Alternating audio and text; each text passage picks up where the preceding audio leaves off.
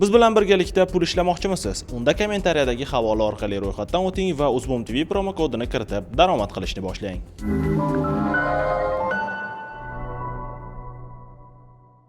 Endilikda O'zbekistonda bank kartalariga tushadigan yirik mablag'lar va omonatlar bo'yicha ma'lumotlarning Soliq qo'mitasiga taqdim etilishi mumkinligi haqidagi qaror loyihasi jamoatchilik orasida keng muhokamalarga sabab bo'ldi.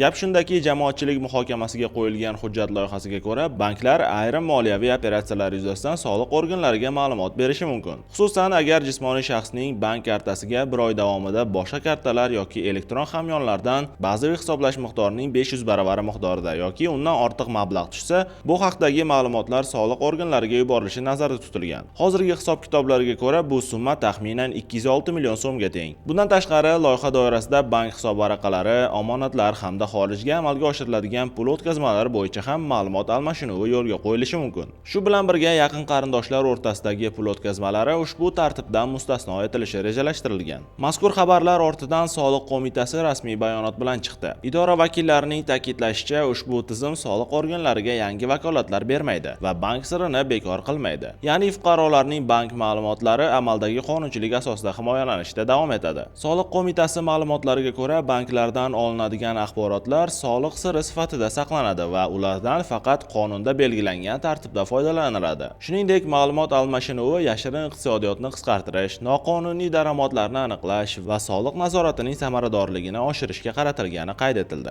Qo'mita bunday amaliyot dunyoning ko'plab mamlakatlarida mavjud ekanini, O'zbekiston ham xalqaro moliyaviy shaffoflik standartlariga qo'shilgan davlat sifatida ma'lum majburiyatlarni bajarayotganini ta'kidladi.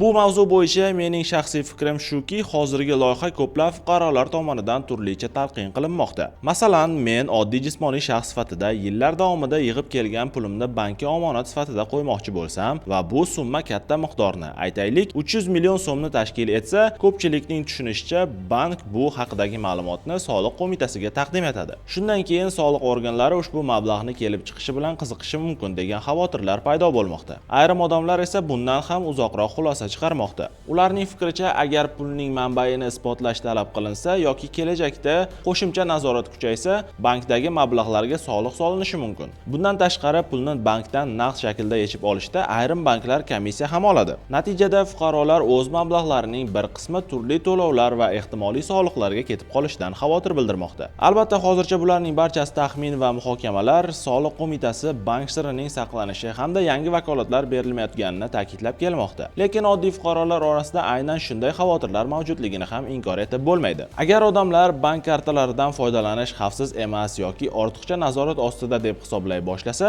ular naqd pulga qaytishi mumkin va barcha pullarini yana naqd ko'rinishida o'z uylarida saqlashga to'g'ri keladi. Bu esa banklardagi omonatlar hajmining kamayishiga, elektron to'lovlar ulushining qisqarishiga va moliyaviy tizimdagi ayrim jarayonlarga ta'sir ko'rsatishi ehtimoldan xoli emas. Eng qizig'i, hozir dunyo naqd pulsiz iqtisodiyotga o'tishga, raqamli va zamonaviy to'lov tizimlarini rivojlantirishga intilayotgan bir paytda odamlarning yana naqd puldan foydalanishiga o'tishi ma'lum ma'noda eski tizimlarga qaytishi bo'lib qolmaydimi? Hozircha bu faqat qaror loyihasi bo'lib, hujjat jamoatchilik muhokamasi bosqichida turibdi. Yakuniy qaror qabul qilinishi uchun loyiha tegishli tartibda ko'rib chiqiladi.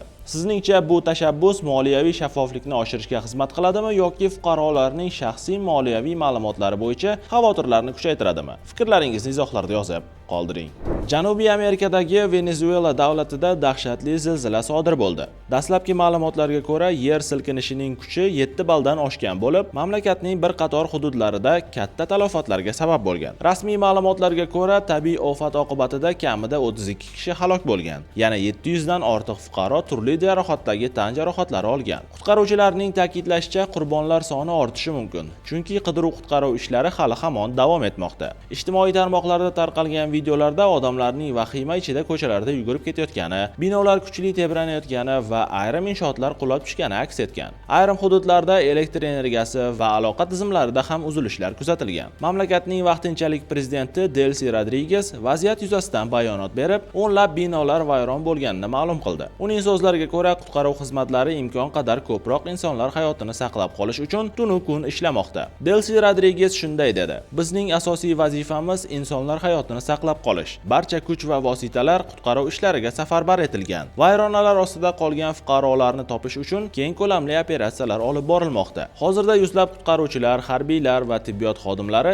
eng ko'p zarar ko'rgan hududlarda faoliyat yuritmoqda. Maxsus texnikalar yordamida vayronalar ostida qolgan odamlarni qidirish ishlari davom etmoqda. Shifoxonalar favqulodda holat rejimiga o'tkazilgan va jarohatlanganlarga tibbiy yordam ko'rsatilmoqda. Mutaxassislar esa zilziladan keyingi takroriy yer silkinishlari xavfi saqlanib qolayotganini bildirib, aholini ehtiyotkor bo'lishga chaqirmoqda. Fuqarolarga shikastlangan binolarga kirmaslik, rasmiy xizmatlar ko'rsatmalariga amal qilish tavsiya etilgan. Venezuelada yuz bergan ushbu tabiiy ofat butun dunyoda xavotir bilan kuzatilmoqda. Bir qator davlatlar va xalqaro tashkilotlar, xususan AQSh davlati ham zarurat tug'ilgan taqdirda yordam ko'rsatishga tayyor ekanligini ma'lum qildi. Bu Venezuela uchun so'nggi yillarda eng og'ir tabiiy ofatlardan biri bo'lishi mumkin. Qolganini esa vaqt ko'rsatadi. Ushbu vaziyat uchun fikrlaringizni izohlarda yozib qoldiring. Sizlarga yetkazmoqchi bo'lgan xabar va lavhalarimiz shulardan iborat edi.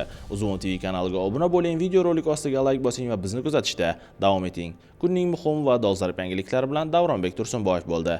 Xayr, salomat bo'ling.